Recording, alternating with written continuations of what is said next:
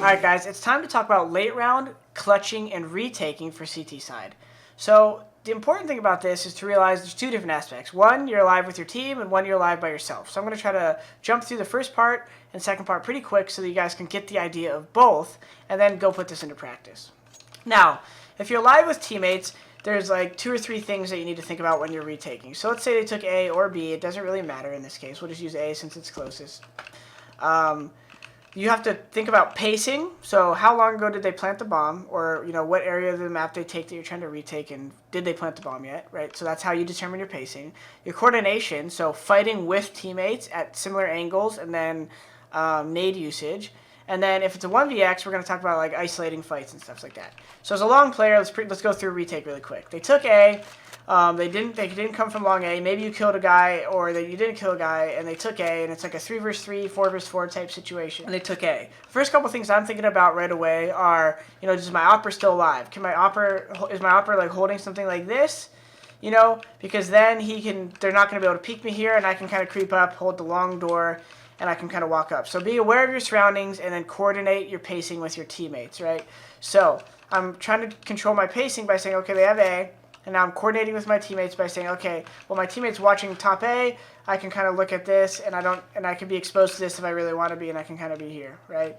So is my Opera dead? Well, then obviously I want to hold long doors while I'm waiting. And why am I holding long doors, guys, and not in a hurry to run A? Well, because in my mind, my teammates are still down here.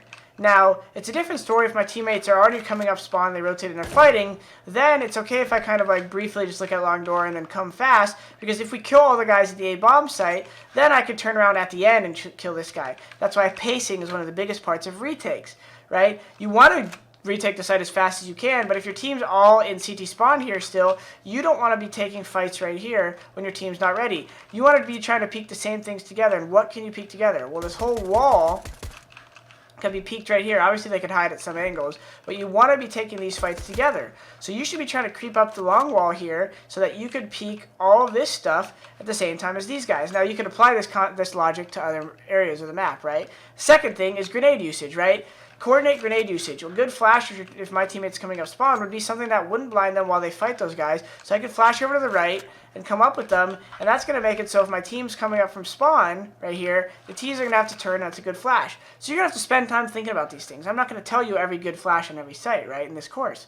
So you're going to have to think about what are good flashes if I'm retaking the bomb site. And you could think of a lot of times about the situations you would be in. If you're the B player, right, you're probably not going to be retaking B as much because you're going to be fighting it. Maybe you won't even have nades left because you used them. But you can think about retaking A as a B player, and you can come from spawn and find unique flashes like this that you run up with, or ways to maybe like smoke off catwalk so they can't peek you as easily. You flash this and then you run up or something, right? So every site you're playing going to have different nades to show, and I'm not going to go through each one of those, right? So coordination and pacing are the two things we talked about. Flashing and then peeking the same things at the same time. Now, that's pretty much all I could tell you about without getting too in-depth with it, because obviously the rest is just kind of peeking and winning the fights, and then doing little things like, who's going to tap the bomb while the other guy covers and things like that. Meat shielding is a good thing. Like if the bomb is exposed and one guy has to defuse, you should get in front of the other guy while he's defusing and try to cover, or take a wider angle. It's pretty obvious, but you never want to be at a tighter angle trying to cover a guy defusing who's defusing over there. You want to be in front of him, taking the wider angle, or if he's very low on HP and you're low on HP, your best bet is just to meat shield and try to do that, right? Depends on the gun you have. If you have an op, maybe take the wide angle, right? So clutching, this is probably one of the most important aspects. So 2 things I'll say is the most important things about clutching is isolating fights, and then if it's a 1-on-3, you can't go slow. It's a 1-on-2, you can go pretty slow.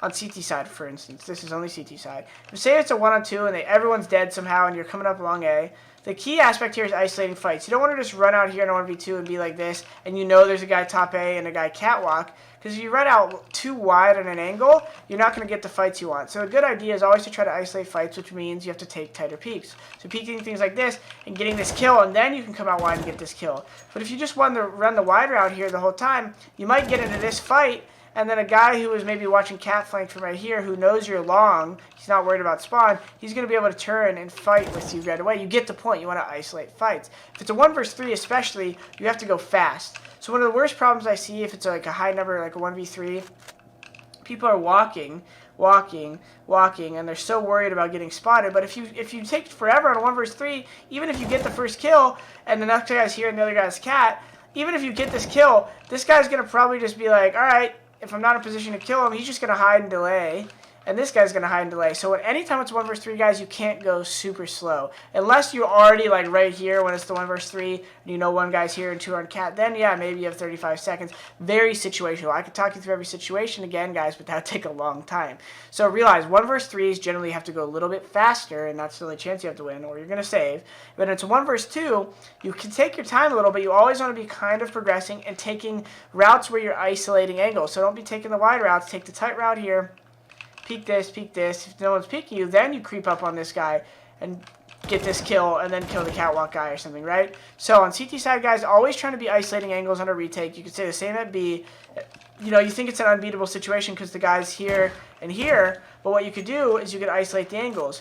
Throw a flash like this, which blinds the tunnel guy, and immediately come and get the kill, and then fall back, and then now come and kill this guy.